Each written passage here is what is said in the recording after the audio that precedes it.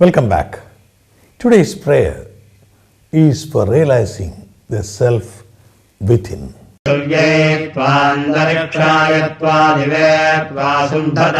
लोकः पितृषलनो यवोऽसि यवयास्मद्वेषो यवयाराजे पितृनागिं सदनमधिस्वावेशोऽस्यग्रे काने तृणाम् वनस्पतिरधित्वा स्थास्य ऋतस्य वित्ता देवस्त्वा सविता मध्वानक्तुसुविप्पलाभ्यस्तौरथेभ्य बुद्धिमग्यस्तभानान्तरिक्षम् वृणपृथिवीमुपरेण त्रिगुंहते धावान्यस्मसीकमध्ये गावो यत्र भूरिशृङ्गा अयासः अत्राहतदुर्गायस्य विष्णोः परमम् पदमवभाति भूरेः विष्णोः कर्माणि पश्यलयो व्रतानि पस्पशे इन्द्रस्य यज्ञः सखाः तद्विष्णोः परमम् पदगम् तदा पश्यन्ति सूरयः दिवीव चक्षुरा ततम् ब्रह्मवनिम् त्वा क्षत्रवनिगुम् सुप्रजावनिगुम् रायस्पोषवनिम् पर्युहामि ब्रह्मत्रिगुम्ह क्षत्रम् त्रिगुम्ह प्रजाम् त्रिगुम्ह रायस्पोषम् त्रिगुम्ह परिवेरधिपरित्वा देवेर्विशोऽयन्ताम् परिमगुम् रायस्पोषोऽधिगमानम् मनुष्यान्तरिक्षस्य त्वासानामवगूहामि. Modern science has been able to tell us that each one is made up of DNA strands.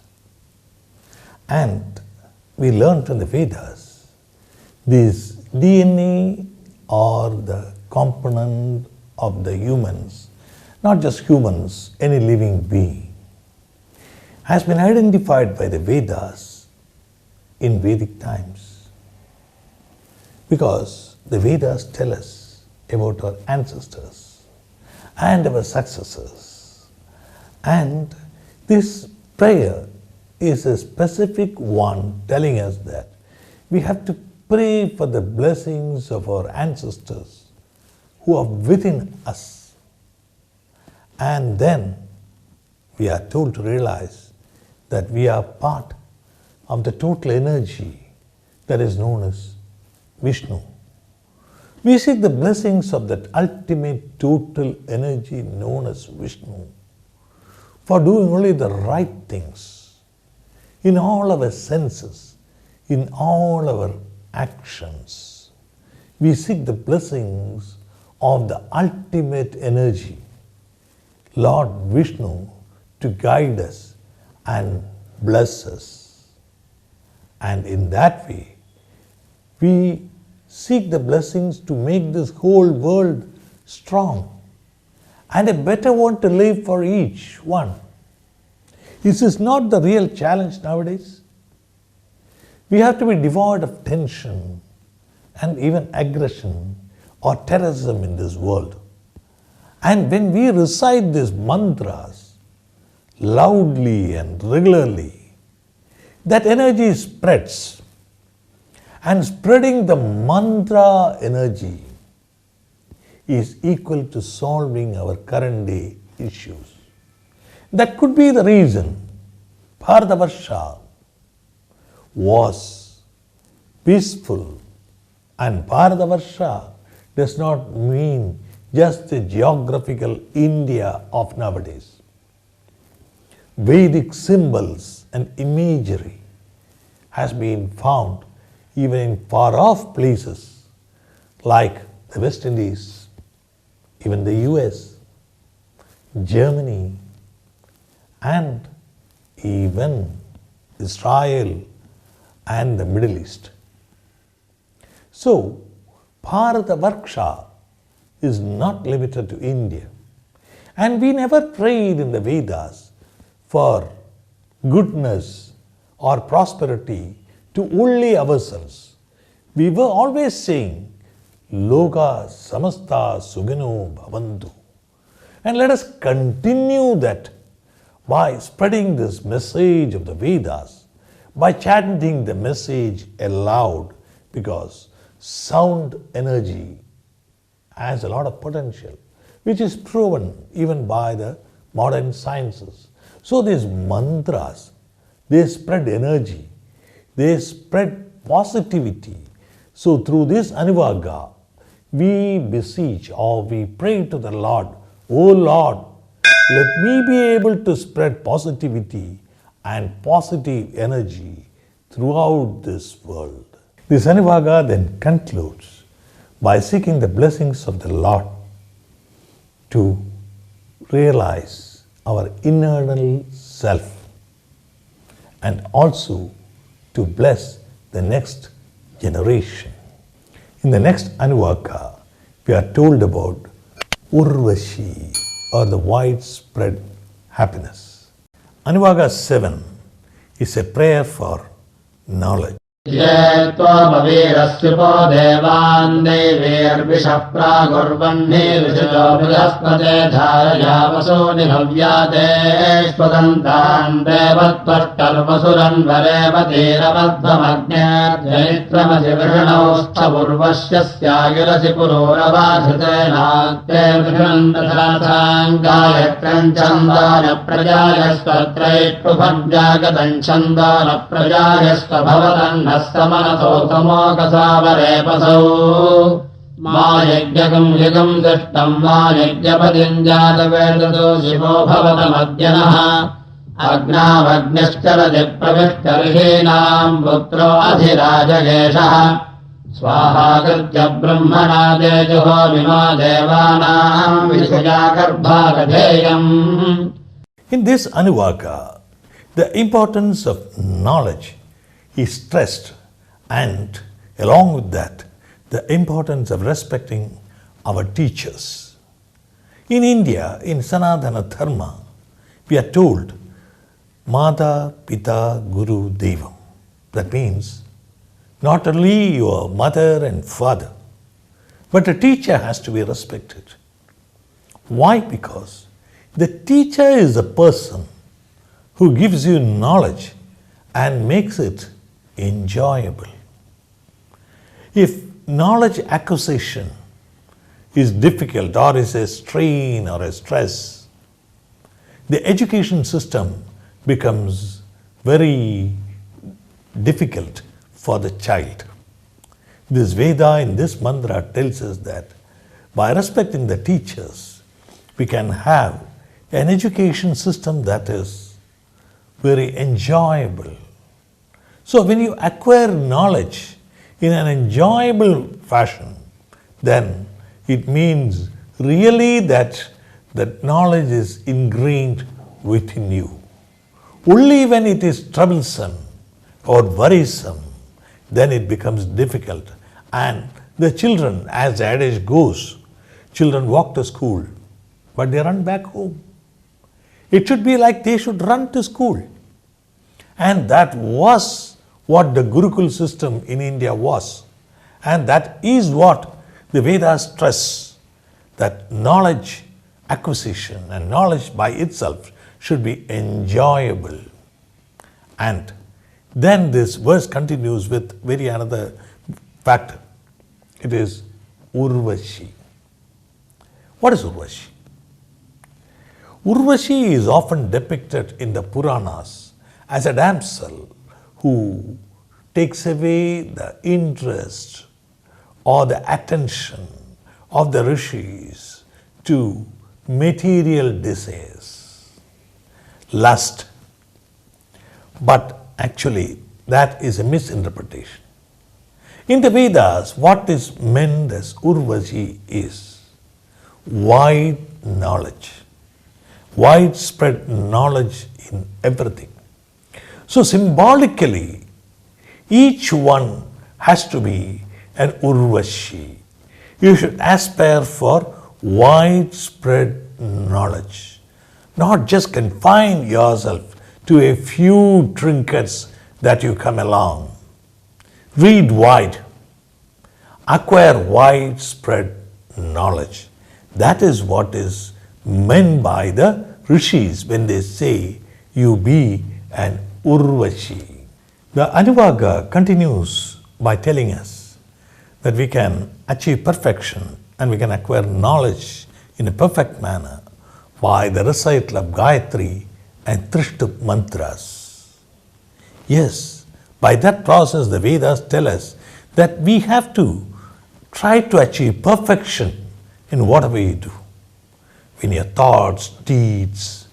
And for that, Gayatri and Trishtup mantras are the best way of achieving that. And the Anuvaka concludes by telling us that the Agni within us has to be satisfied with Swaha mantras. Don't feel that the Swaha is a symbolic offering into the Agni on the pedestal. It is symbolic that we should understand that we have to offer our everything, our knowledge, to the internal fire or the internal Agni. That means that we have to be always active. So the internal fire or the passion has to be glowing always. That is symbolized by the yajna fire, wherein we offer ghee and other materials by saying Swaha. And notice, after giving everything to the Agni, the mantra always tells us, Idam na mama. What does it mean? This is not mine. I have no egos. Don't think that when you offer something to the godly powers, that you are giving as to another human being. No. That is why you yourself are told to repeat after saying Swaha, then you say Idam na mama. That means do not be attached when you offer to Agni, or in fact when you offer anything to anyone. In the next Anuvaka, we are told how to attain contentment or how to control our desires. Welcome back.